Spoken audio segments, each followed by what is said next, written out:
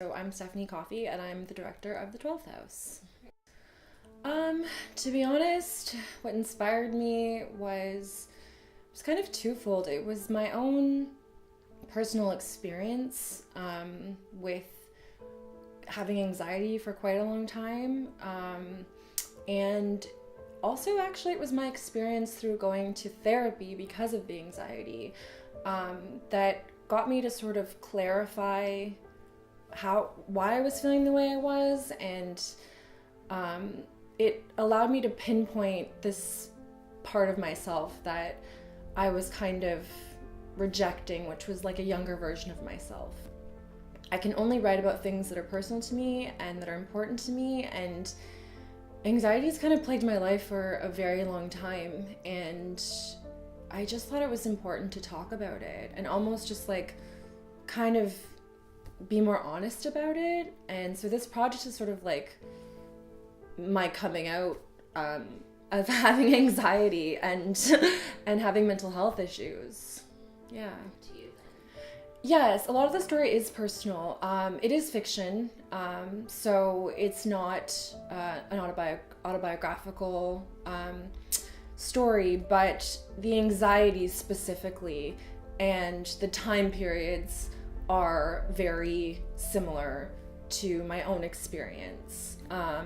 So yeah, it's kind of a blend of fiction, but it's also very heavily based on my own experience. As well.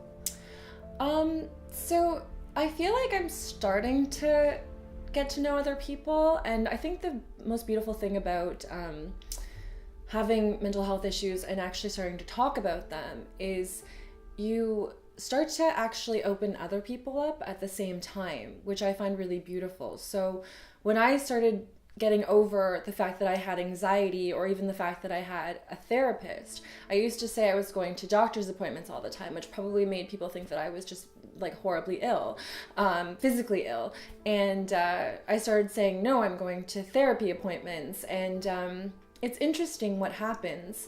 People start talking about their experiences. And so by being honest, you kind of get honesty of others. And now I feel like I have talks about other people's anxiety, their depression, their therapists, like whatever it is they're going through. I think one of the biggest things for me as an artist has always been to try to make people feel less alone. I always remember when I was a kid and I used to read books in my room, and I would always be like amazed and be like, how did this person feel the same thing that I felt? And I just thought it was like so amazing that these people could connect with me through this medium when they weren't in the room. And that's sort of always been sort of my driving force to create. And I hope that people will look at this film and feel that way a little bit, like, oh my god, I feel that way, or oh my god, I've struggled with that, and just kind of recognize themselves in some way, you know. And I don't think this film is going to solve their problems, but I think it's going to allow people to, it's going to add to the canon. It's going to help people see this on screen. And I think visibility is one of the most important things we have these days, in terms of a lot of different issues, but specifically mental health. The more you talk about it, the more you see it, the more it becomes normalized. So yeah, I hope people will watch this film and they'll just have a sense of recognition. Other character in the film. So this is an interesting story. As I said, I've been going to therapy for several years now, and I did this exercise, which was actually similar to like a drama exercise, where my therapist asked me to envision a dinner party and invite whoever I felt that was a part of me that could come to this table. And for some reason, there was one young girl who was 20 that wasn't allowed to come to my table. And in my dream or my vision, I had her sitting at another table. In my dream or my vision, I had her sitting at a chair by herself, and she wasn't invited. And And I kind of laugh about it now, but it just sort of made me, I was like, oh my God, this 20-year-old can't come to my table. Like, she's not invited. Like, why do I hate her so much? And it sort of made me realize that, like, I was rejecting this part of myself. And I think, the way I think about personalities and people now is we're not just one self. We're a collection of everything from when we were a baby to the age we are now. And so sometimes when you have trauma or when you have issues that you have to deal with, you can get frozen in time in these certain parts of your life. And I think what I realized is that I was stuck. I was still not allowing this younger version of myself to come along with me and to care for that person. And it made me feel really sad, and it made me feel really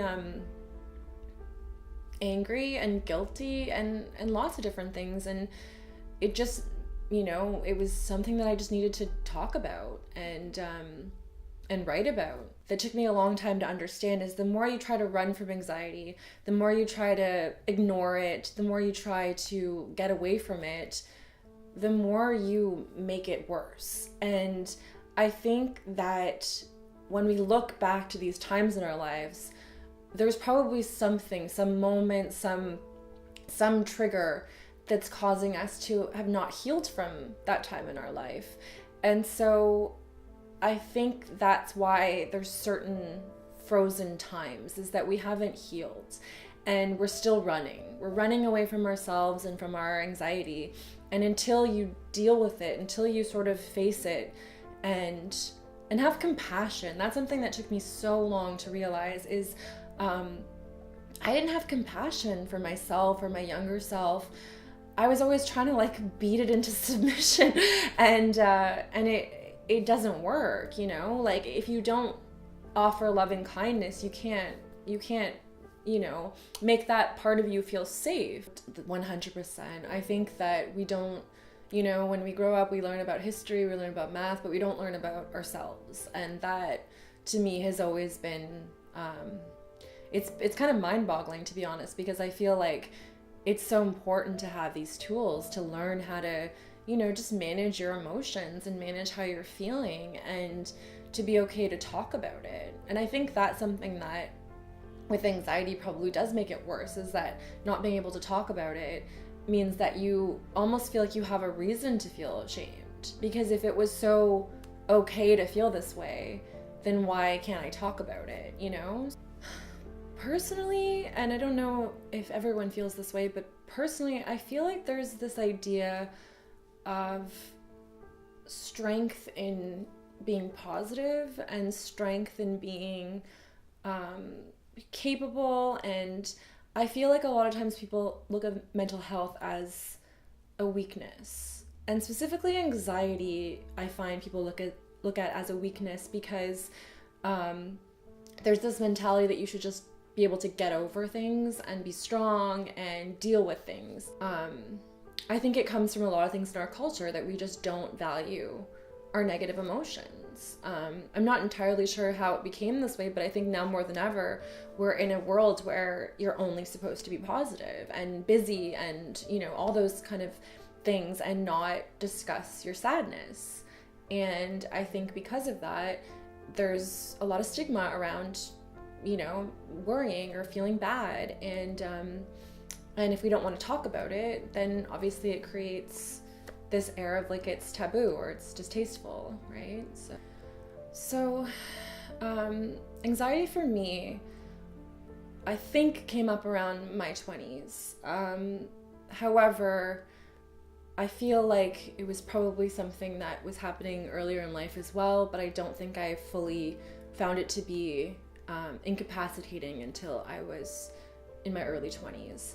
I grew up in a house with an alcoholic, so I had a lot of trouble growing up with dealing with basically with someone who was more of an aggressive personality type. Some yelling and screaming and things like that were common in my household.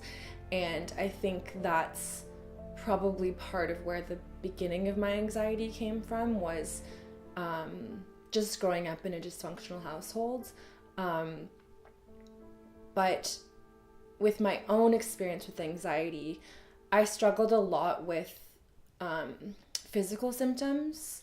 I would get extreme pain in my chest to the point where it would just feel like there was like, I don't know, like a wrench in my chest or something like that I just couldn't get out. I get like chronic back pain because of anxiety. I've also had times where I could make my arms go numb because I worried so much. Socially, anxiety has affected me a lot. I find I worry a lot about whether people like me, whether I'm accepted, whether I'm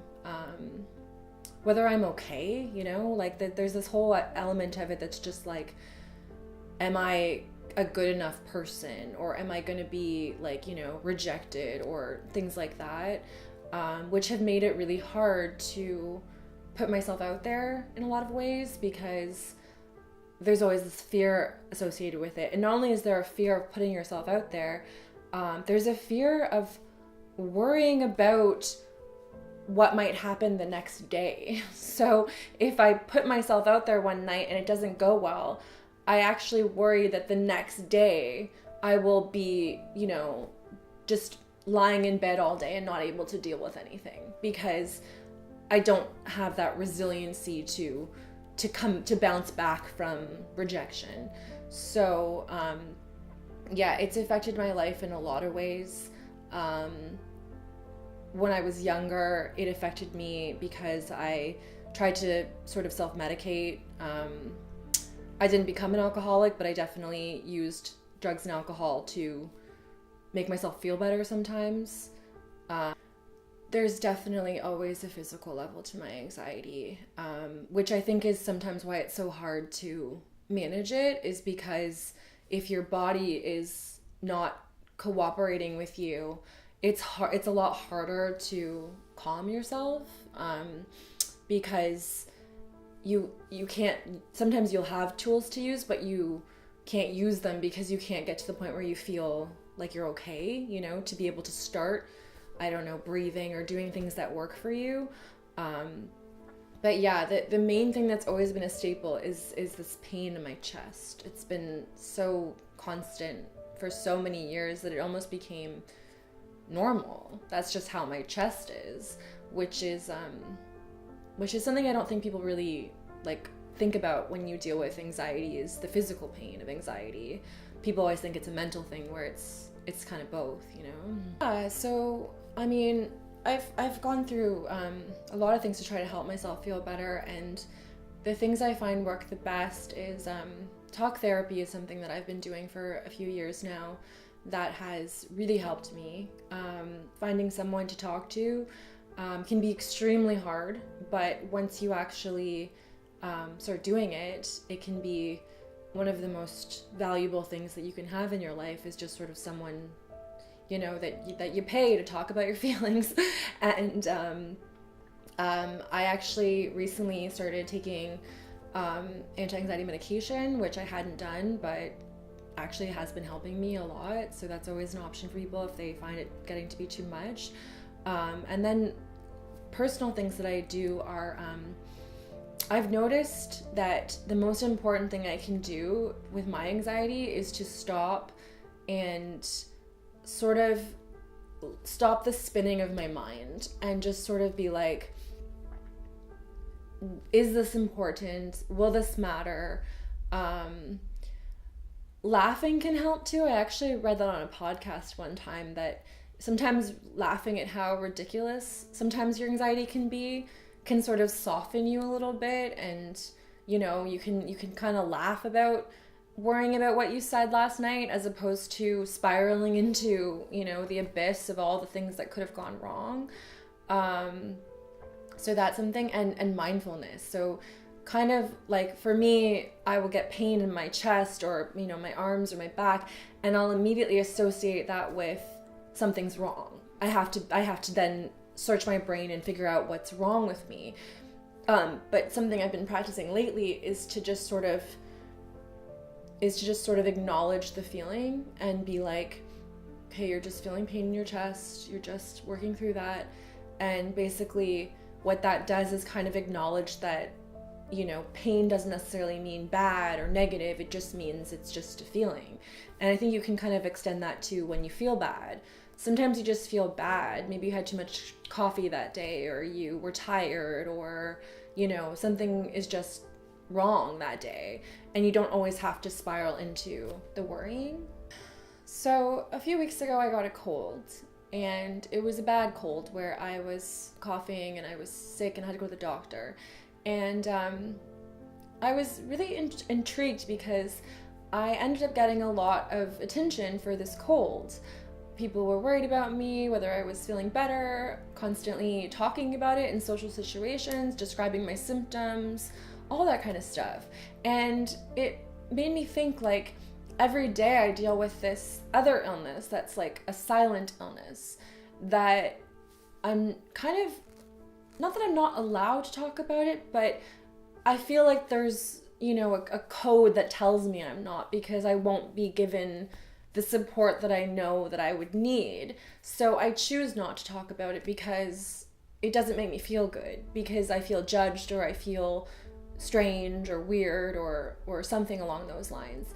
And so I think for me, the future of mental health would be to create an environment where anxiety can be talked about the same as the common colds, that we can talk about it with other people, that people will care about your symptoms, they'll hope you're doing okay, they'll check in with you, and they will try to understand. When someone says, you know, my throat hurts, you don't tell them, I don't know how a throat hurts. You just believe them, right? And I feel like that's kind of what I hope for mental health.